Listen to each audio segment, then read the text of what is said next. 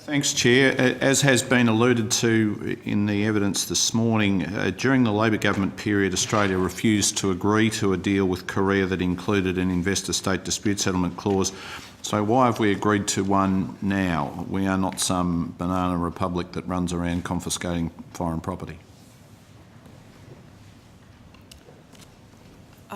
Well, we have agreed to the Korea-Australia Free Trade Agreement, including investor-state dispute settlement, because we consider it's overwhelmingly in the national interest to do so. With respect to investor-state dispute settlement specifically, I don't think anyone, well, at government level, no one is accusing anybody else of being banana republics, be that Australia or Korea. Investor-state dispute settlement provisions are very standard provisions in investment agreements and trade agreements with investment chapters. The European Union has them in their agreements, the US has them in their agreements, Korea has them in their agreements, we have them in some of our agreements. It's a question of providing a more certain investment environment for foreign investment. It's about being able to have access to international arbitration in extreme cases, and it's about giving our foreign investors those protections in other markets. Doesn't the ISDS give foreign investors rights that domestic investors don't have? No,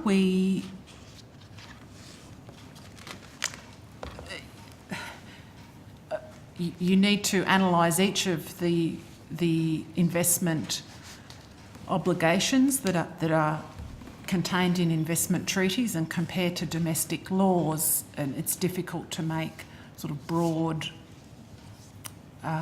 statements. Nevertheless, if you look at expropriation, for example, there would be a lot of similarity between domestic protections against expropriation without compensation and those contained in international investment agreements.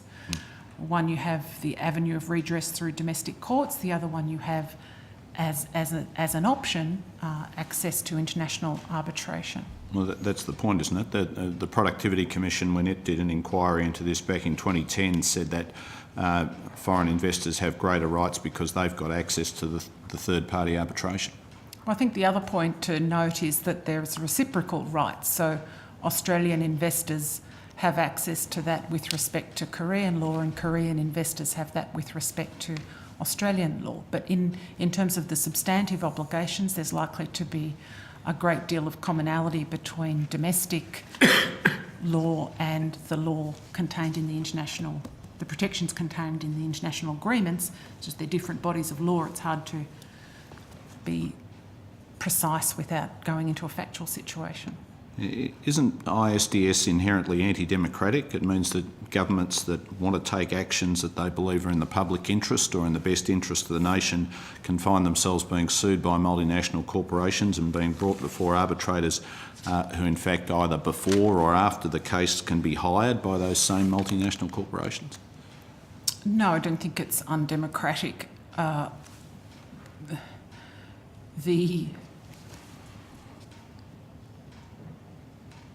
The question about at the end on arbitrators, the independence of arbitrators, I think that if you look closely at the way that an arbitration panel can be formed, basically each side can nominate an arbitrator, and the third may well be if we can't agree, be chosen externally, but you would always object to any arbitrator that would have a conflict of interest. So I don't think that's a realistic problem.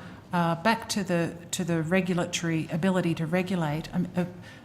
Investor-state dispute settlement doesn't prevent regulation in the public interest. If you look at the European Union, the US, all of the major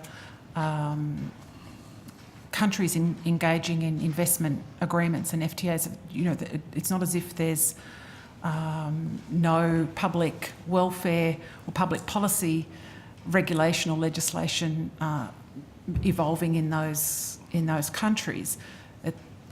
It is patently not the case that these provisions prevent a government from introducing public welfare policy. Well, the Australian government introduced plain packaging legislation in relation to tobacco products and is being sued by Philip Morris pursuant to one of these clauses, ISDS, in the Hong Kong agreement. So surely the potential for that case is undemocratic and acts as a problem for governments which wish to regulate in the public interest.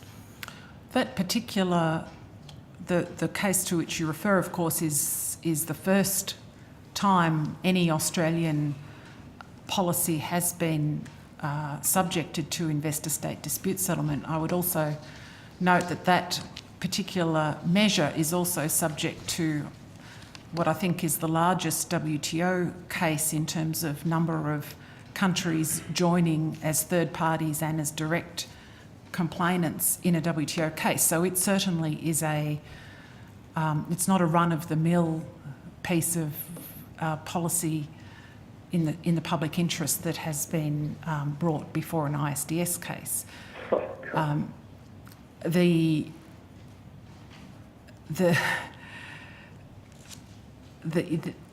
The cases will be defended very hard by the government in the WTO as well as in the investor-state dispute settlement case. I certainly think it's undemocratic, and I also doubt that it's isolated.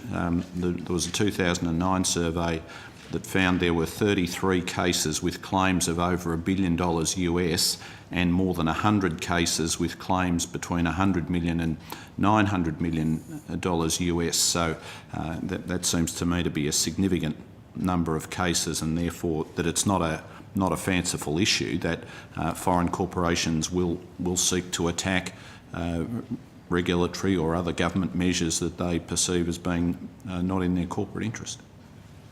There certainly have been some cases, and I think we've been through the statistics in estimates, hearings, and so on about the numbers that have been won by investors, and those which is small compared to those where the state regulation has prevailed. Certainly under the NAFTA cases, which is the most common agreement under which these cases have been brought. But yes, of course, we're well aware that there have been cases, since the early 90s under NAFTA, and that have generated a lot of concern. And I have to say that as agreements have evolved since that early NAFTA experience, which wasn't the first investor-state dispute settlement provisions, but it was the first time that these appeared in agreements between developed countries. The protections included in agreements to safeguard right to regulate have certainly been evolving, and we would see the Korea Agreement as the latest, most evolved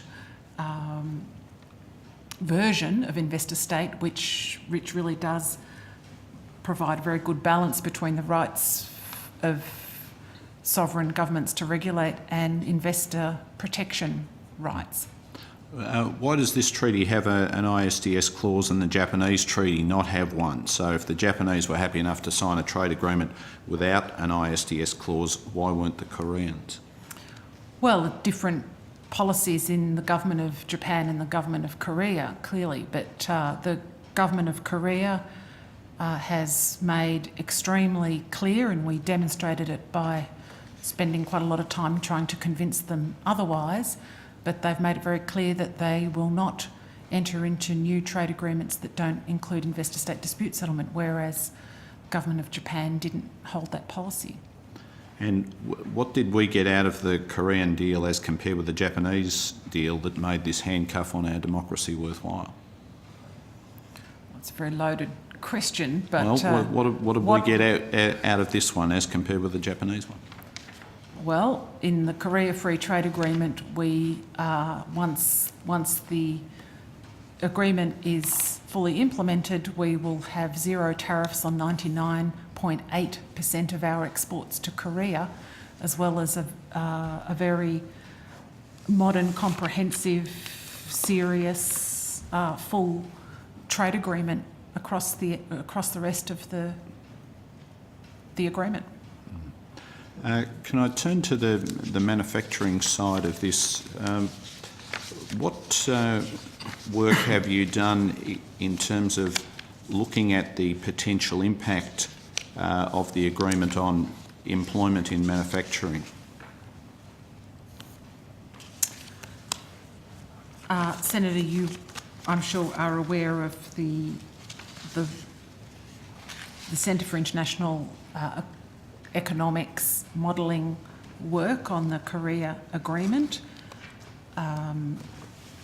That analysis showed that after 15 years of KAFTA's operation, our overall exports to Korea would be 25% higher than they otherwise would be, and manufacturing exports would be 53% higher than they otherwise would have been. And when you were negotiating the Korean deal, did you contact or discuss with Australian motor vehicle manufacturers, Ford, Holden, Toyota, whether a bilateral trade agreement with Korea could risk bringing forward their closure date? We consulted very deliberately and closely with the three companies.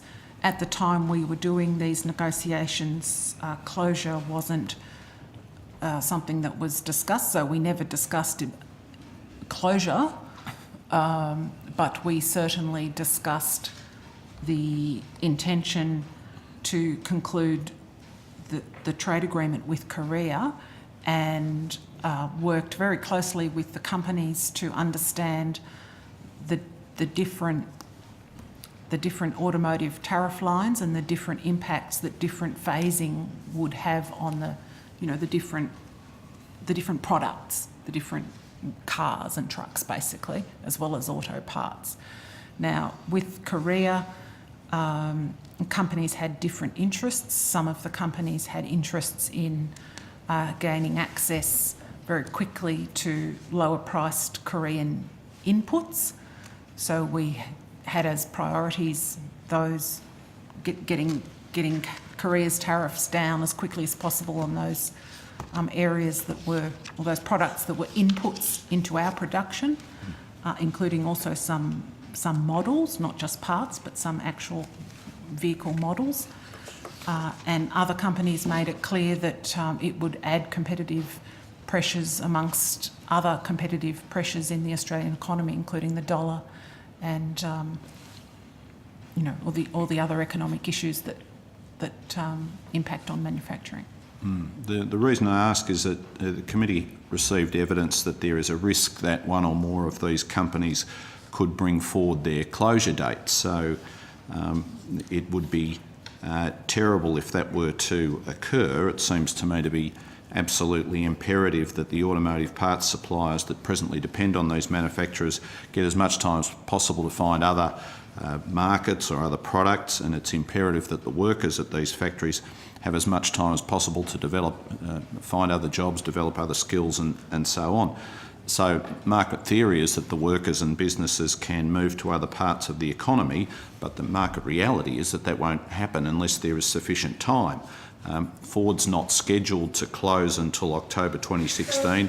Holden and Toyota say they will motor on until 2017. So it seems to me this is something that we need to hang on to rather than walk away from. Well, the decisions for the companies, of course, are beyond my capacity to comment on. I would just note that... But not beyond our capacity to influence. Well, I'm not... I think you asked, maybe I misunderstood the question. I thought you asked whether they were going to change their decisions, to which I can't respond. Sure. But I simply note that we did include transition periods for the tariff phase-outs of some of the elements of the Korean auto imports. Okay. And can I ask you about consultation, which the Chair and Dr Stone have both asked about as well. During the course of the negotiations, who did you consult and in what detail? Sorry, across the board? Yes, consulting people in Australia.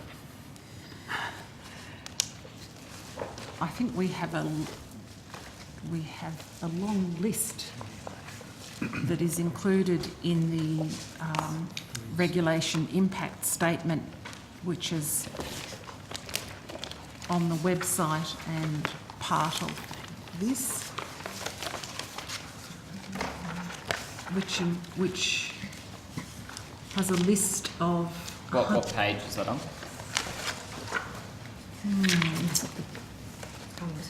What page is it?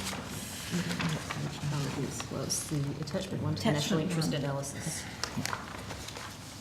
It's attachment 1, apparently, to the the regulation impact. Oh, sorry. All right. I've had my attention drawn to that, which I appreciate.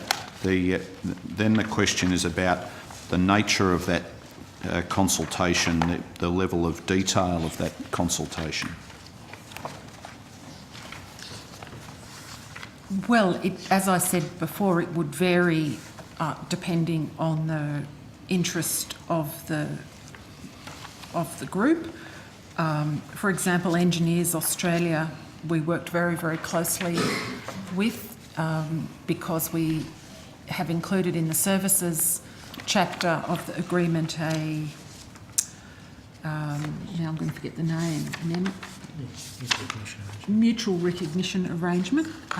So we worked very, very closely with Engineers Australia on that, for example.